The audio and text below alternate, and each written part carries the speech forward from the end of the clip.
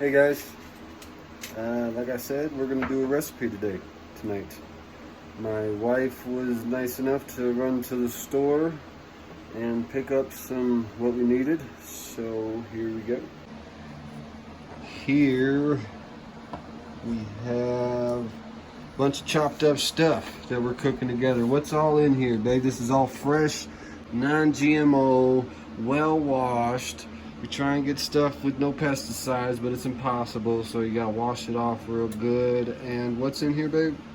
This is celery, carrots, leeks, potatoes, onions, and then we've got sea salt, dill Sea weed. salt, important. You know, the iodized salt, I believe, isn't great for you, from my understanding. Some good, pure sea salt. Again, for some reason, they put chemicals in sea salt, so make sure you get some good seasonings without the chemicals. Look at your seasonings. But go ahead, babe, tell them what seasonings you use. Dill weed, red pepper, black pepper, oregano, cayenne pepper, garlic salt, sesame oil, and olive oil.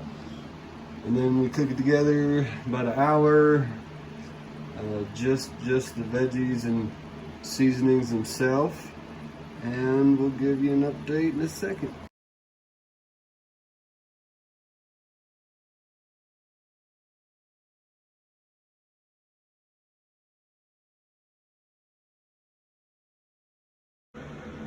Alright, so we're entering our next step after throwing the veggies together, how many veggies did we put in this, babe? So we got how many leeks? 2 leeks, 2 celery stalks, about 6 carrots, about 8 to 10 Yukon gold potatoes, 1 onion, and we've got 2 things going, that's why there's so much. And I think that's And then how many beans? And again, don't forget to get your beans going ahead of time. Get them softening. We get what kind of beans are in there, babe?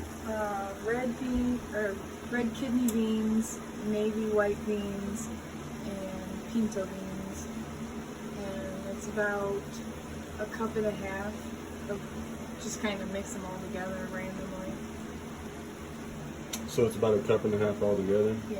Okay, so it's about a cup and a half all together, half a cup each. Whatever, however you want to do your math. Gotta get your beans in though. I think variety is huge. You want to get you a variety of vegetables and food all the time. But next step, so we've cooked this all together for about an hour with your seasonings. You season to, personal preference. The oils, we do a little bit of the oils. We try and stay away from the oils as much as we can. But when we do oils that you can cook with a little bit.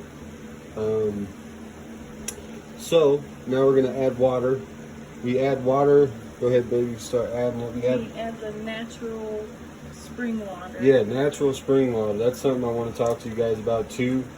Is you want to get natural spring water. When you get filtered water, they're actually filtering out the good nutrients that comes from the ground that we need.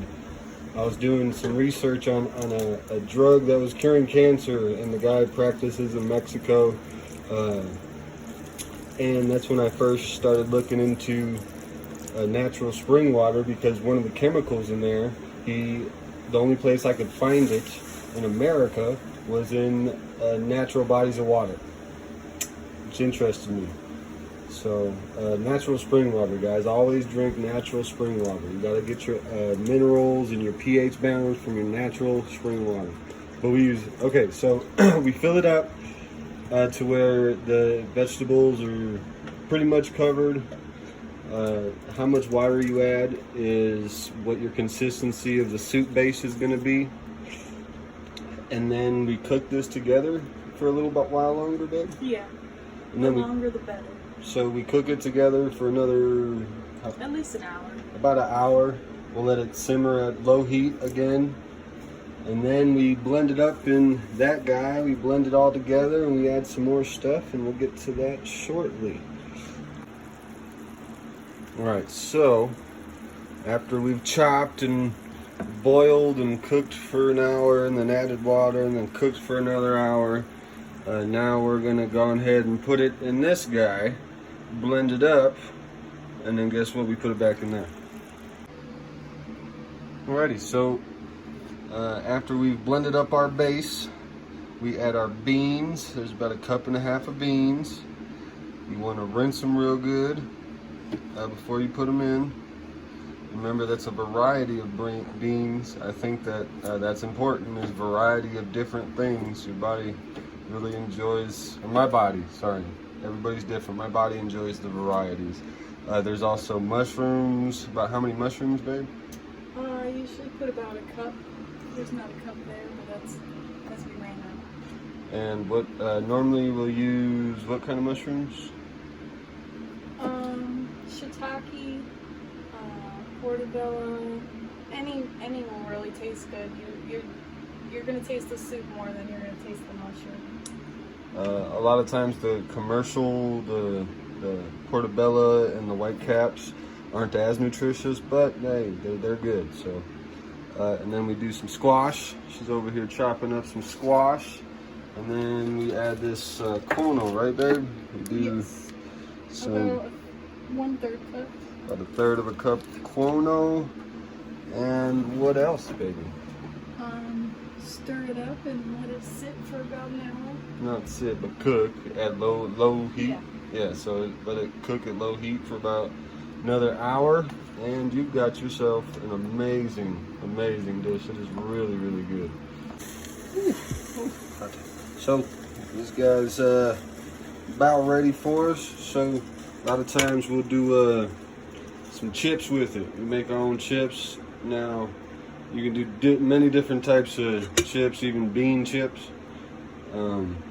We just do